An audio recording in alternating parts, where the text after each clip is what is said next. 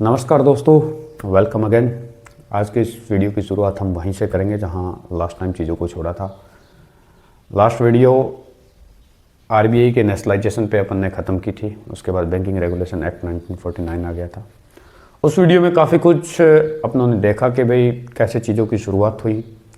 East India company Bharat आई, अपनी presidency बनाई। Presidency की जगह बाद में उन्होंने वहाँ पे 3 बैंक भी बना दिए प्रेसिडेंसी में।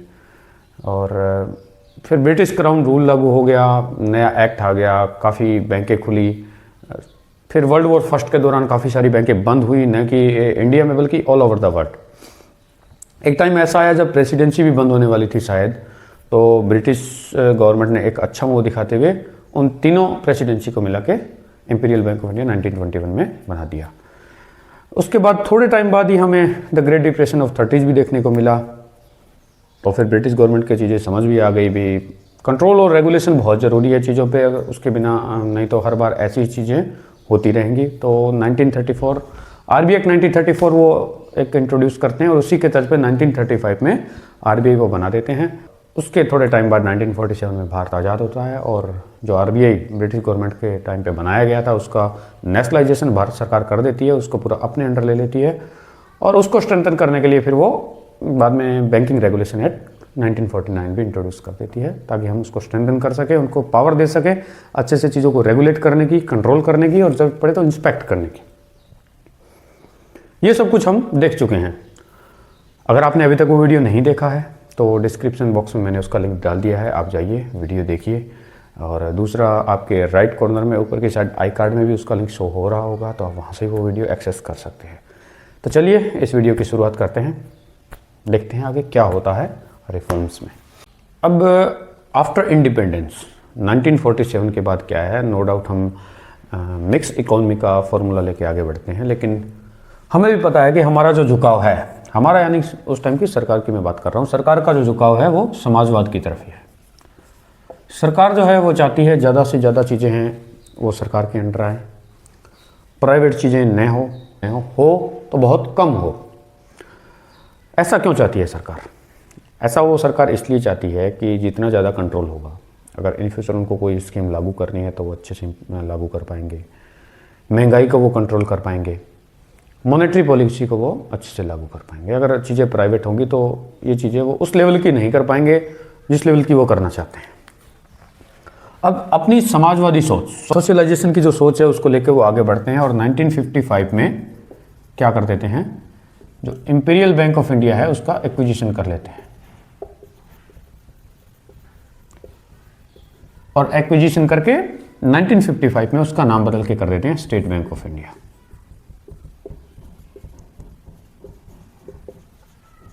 तो अब देखिए, स्टेट बैंक ऑफ इंडिया बहुत पुरानी बैंक है और आज के टाइम में तो बहुत बड़ी बैंक है, वर्ल्ड के टॉप 50 बैंकों में से एक है state bank of India.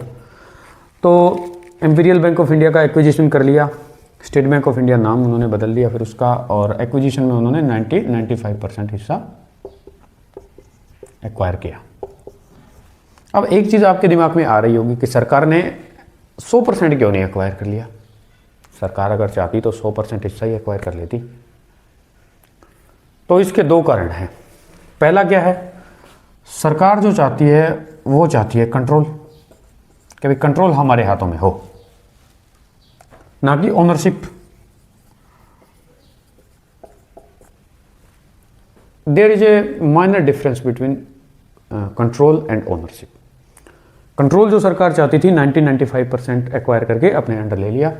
Ownership अगर चाहती तो 100% वो खरीद सकती थी, लेकिन उन्होंने कुछ हिस्सा अभी भी प्राइवेट शेयर होल्डर का छोड़ दिया है। चलो ठीक है, उसका कारण ये है कि दूसरा कि सरकार पैनिक नहीं करना देना चाहती चीज़ों को।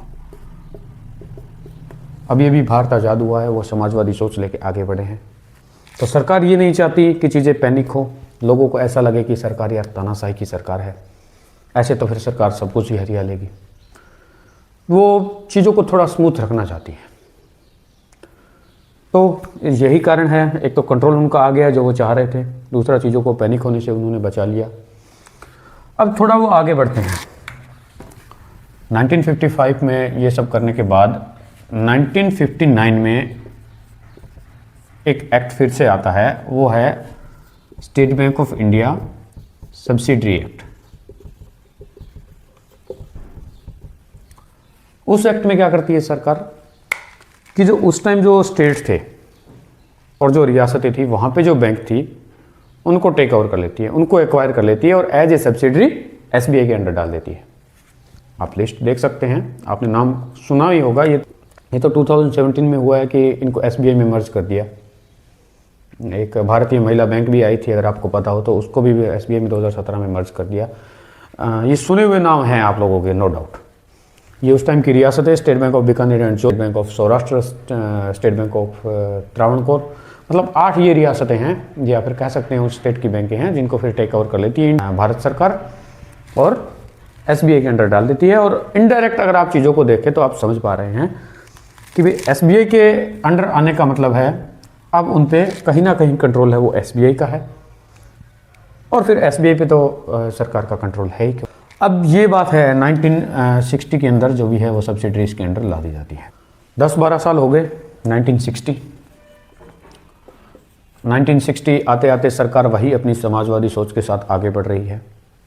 वो चीज़ें प्राइवेट हाथों में नहीं जाने देना चाहती। अब जिस चीज़ के जितने फ़ायदे होते हैं उतने नुकसान भी होते हैं। सरकार ने एफडीआई पे रोक लगा दी। सरकार ने इंपोर्ट ड्यूटी काफ़ी बढ़ा दी। अगर आपको सामान कोई बाहर से मंगवाना है तो आपको हैवी ड्यूटी देनी पड़ेगी, काफ़ी पैसा देना पड़ेगा। एक्सपोर्ट एक लिमिट कर दी है सरकार ने, एक कोटा बांध दिया है कि भाई इस कोटे से ज़्यादा आप एक्सपोर्ट भी नहीं कर सकते। कहने का मतलब है सब कुछ सरकार अपने अंडर लेना चाहती है, और जब आप सब कुछ चीज़ें अपने अंडर लेना चाहते हो या ले लेते हो तो बाद में जो खर्चे हैं वो भी आपको ही उठाने पड़ेंगे। तो जो भी इंफ्रास्ट्रक्चर है, जो भी इंडस्ट्रियल है, रोड है, कुछ भी बनाना है, कुछ भी काम अगर देश में करना है तो पैसा सरकार को देना पड़ेगा। तो सरकार के पास जो फॉरेक्स रिजर्व है इंडिपेंडेंस के बाद से, वो धीरे धीरे अब ख़त्म होना शुरू हो गए हैं। और जो हमारी मेन चीज़ थी एग्रीकल्चर, जिस पे हम डिपेंड थे, वो भी एक फ्लैट लाइन में आ गई है, क्योंकि उसके लिए भी हमें चीज़ें इंपोर्ट तो करनी पड़ेगी, नो डाउट। हम अब उस टाइम जो लाल बहादुर शास्त्री जी की सरकार थी उनको समझ आ गई थी कि ऐसे तो भाई हम लंबा नहीं खींच पाएंगे चीज़ों को।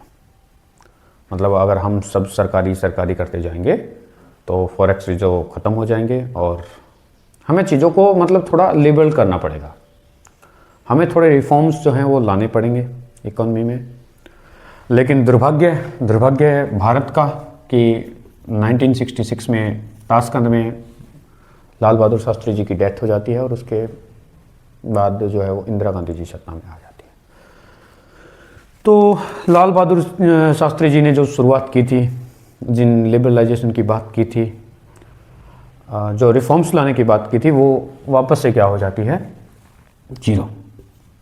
क्योंकि सरकार बदल गई है, सरकार इन दी सेंस नेता बदल गया है। अब इंदिरा गांधी जी आ गई हैं तो वो अपनी एक अलग विचारधारा लेके चलती हैं, वही ट्रेडिशनल विचारधारा के भी नहीं, हम एक बार इन रिफॉर्म्स को साइडलाइन करते हैं और हम समाजवाद के साथ ही आगे बढ़ते हैं।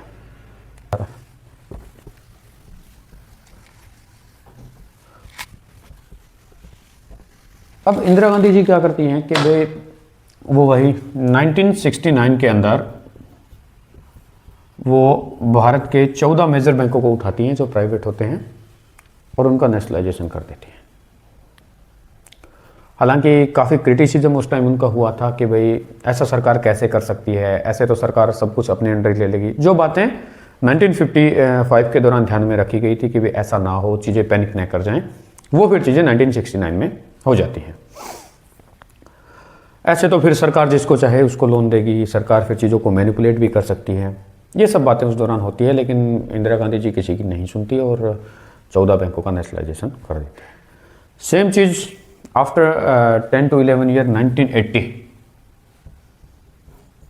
1980 के अंदर फिर से 6 मेजर बैंकों को उठाया जाता है और नेशनलाइजेशन कर दिया। अब एक चीज़ समझिए ना, एक दौर था जब चीज़ें प्राइवेट थी इंडिपेंडेंस से पहले, और एक दौर था जब समाजवादी सोच लेकर सरकार आगे बढ़ी है। वो चीज़ों को चाहती है सरकारी करना, वो चाहती है कि ज़्यादा से ज़्यादा सरकार का कंट्रोल हो। उन्होंने आपने देखा कि आरबीआई का नेशनलाइजेशन कर दिया, इंपीरियल बैंक ऑफ इंडिया को एक्वायर करके नाम बदल के एसबीआई कर दिया, उसकी रियासतें जो जहाँ पे थी वहाँ जो था उनको टेक ओवर कर लिया, फिर 14 बैंकें 1969 में आपने नेशनलाइज कर दी, बाकी की 6 बैंकें आपने 1980 में नेशनलाइज कर दी। टोटल आप कहें 2 फेज में 20 बैंकों का नेशनलाइजेशन हुआ। आज के टाइम इनमें से 12 बैंकें काम कर रही हैं, इनमें से 11 नेशनलाइज हैं जो इन 20 में से बची हैं, और एक पीएसबी इनकी एसबीआई एक नेशनलाइज बैंक नहीं है। ये चीज़ भी समझ लेना बहुत ज़रूरी है। कैसे? क्योंकि देखिए नेशनलाइजेशन में क्या होता है, अगर एसबीआई को 1969 की इस लिस्ट में रखा होता जहाँ 14 बैंकें नेशनलाइज की गई हैं, तो आज हम कहते हैं कि एसबीआई का नेशनलाइजेशन हुआ है। नेशनलाइजेशन में क्या होता है कि आप 100% चीज़ें हैं वो अपने अंडर ले आते हैं, लेकिन वहाँ है वो टेक ओवर हुआ है, एक्विजिशन हुआ है, उसका एक अलग एक्ट बना है, एसबीआई एक्ट 1955। उसके तहत उसका एक्विजिशन हुआ है, उसका मतलब उसका एक्वायर जो हुआ है वो 1995% हुआ है। अगर 100% हो जाता तो हम नो डाउट उसको बोलते हैं कि वो उसका नेशनलाइजेशन हो। एक चीज़ और है कि नेशनलाइज बैंक है वो पीएसबी हो सकता है, लेकिन हर पीएसबी बैंक नेशनलाइज नहीं हो सकता। जैसे ये 14 और ये 6 बैंकें हैं वो नेशनलाइज बैंकें हैं, वो नो डाउट पीएसबी भी हैं, पब्लिक सेक्टर बैंक हैं, लेकिन एसबीआई जो एक पब्लिक सेक्टर बैंक है वो एक नेशनलाइज बैंक नहीं है। उसका कारण क्योंकि उसका 100% हिस्सा भारत सरकार में नहीं आया था, उसका अलग एक्ट से एक्विजिशन किया गया था, और आज के टाइम में एसबीआई के अंदर भी 55-56% हिस्सा भारत सरकार का है। और जो 14 और 6 यानी कि 20 बैंकें नेशनलाइज हुई थी जब उस टाइम 100% हिस्सा भारत सरकार अपने अंडर ले आई थी, उसमें भी काफ़ी हिस्सा अब डिसइन्वेस्ट हो गया है। हाँ ठीक है, हम अपना हिस्सा थोड़ा कम करना चाहते हैं, लेकिन सरकार ने एक चीज़ का ध्यान रखा है कि इन बैंकों में जो हिस्सेदारी है वो 50% के ऊपर ही रखी है, ताकि कंट्रोल सरकार के हाथों में रहे। इन दो चीज़ों के बीच में एक और भी चीज़ आती है 1975 के अंदर पहला आरआरबी पायलट प्रोजेक्ट के तौर पर उसको मतलब लागू किया जाता है, प्रथमा ग्रामीण बैंक यूपी। हालांकि एक चीज़ यहाँ पे इंटरेस्टिंग है कि आरआरबी एक्ट है वो 1976 में आता है। जो एम नरसिम्हा राव जी हैं उनकी अध्यक्षता में जो कमेटी बनती है वो रिकमेंडेशन करती है कि भाई ठीक है, आपने बैंकों को नेशनलाइज कर दिया है, आप चाहते हैं कि हर एक वर्ग तक एक समान अधिकार, एक समान बेनिफिट पहुंचे, लेकिन गांव का क्या, उनको भी तो बैंकिंग चाहिए। जो आप पीएसबी जिन बैंकों की बातें कर रहे हैं वो सिर्फ अर्बन एरियाज़ में है, तो ग्राउंड लेवल पर गाँव में भी हमें बैंकिंग चाहिए। तो फिर वो रिकमेंडेशन करते हैं कि भाई आरआरबीज होने चाहिए। 1975 में पायलट प्रोजेक्ट के तौर पर प्रथमा ग्रामीण बैंक को बनाया जाता है। और इंटरेस्टिंग इसमें मैं बोलने वाला था, वो इंटरेस्टिंग ये है कि आरआरबीज एक्ट है वो 1976 में आता है। इतने एक्ट हमने देखे कि एक्ट आने के बाद चीज़ें बनती हैं, लेकिन यहाँ जो है वो चीज़ थोड़ी पहले बन गई 1 साल, और एक्ट उसके 1 साल बाद आता है। वो थोड़ा इंटरेस्टिंग है। आरआरबी का अपना एक अलग रोल है इकोनॉमी में।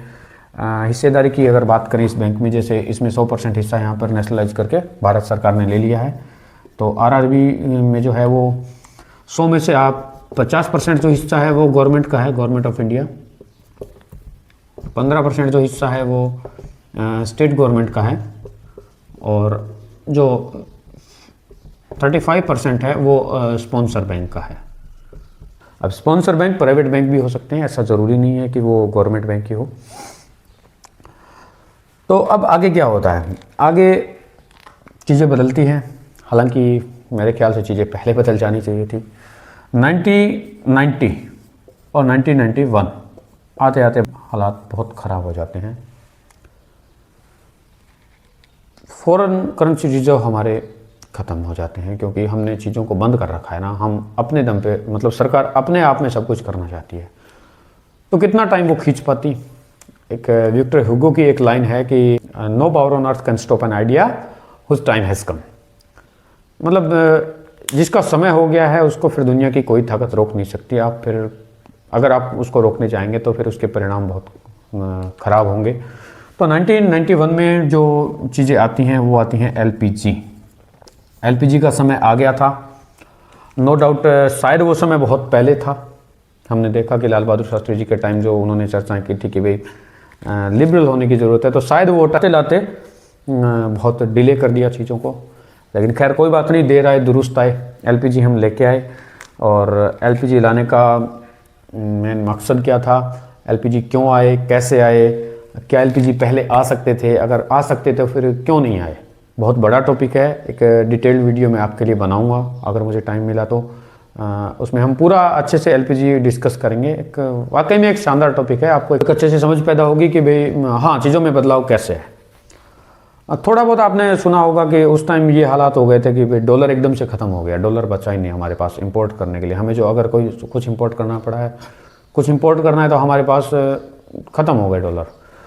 उस टाइम ये था, हालात ये थे कि आपको 60 से 62, आपको यानी कि गवर्नमेंट को 60 से 62 हज़ार जो है वो किलो सोना गिरवी रख के डॉलर खरीदना पड़ा था। बाद चीज़ें बाहर निकल के आई, काफ़ी हंगामा हुआ, काफ़ी आंदोलन हुए। उन बातों पे नहीं जाएंगे, हालांकि वो बहुत लंबी कहानियाँ हैं। तो हमने वो सोना गिरवी रखा इंग्लैंड, स्विट्ज़रलैंड, और बदले में हमें IMF से डॉलर भी मिले और कुछ शर्तें भी रखी गई कि भाई आप इन चीज़ों को अपनाइए, एलपीजी लिबरलाइजेशन को आप लेके जाइए और आप प्राइवेटाइजेशन को और ग्लोबलाइजेशन को।